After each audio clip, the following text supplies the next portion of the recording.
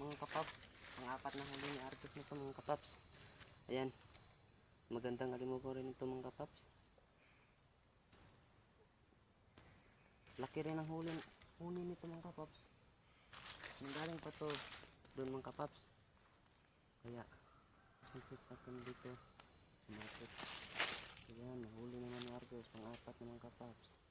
Nag-imbor pa ang ating katiyan mga kapaps. Pag huli nito mga kapaps. Pangati na talaga ang ating undertraining na mga kapaps. Ngayon pangati na.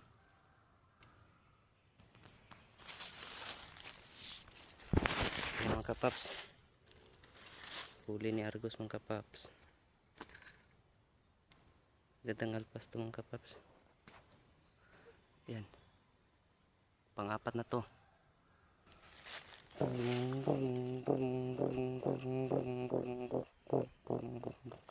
Mga kapaps.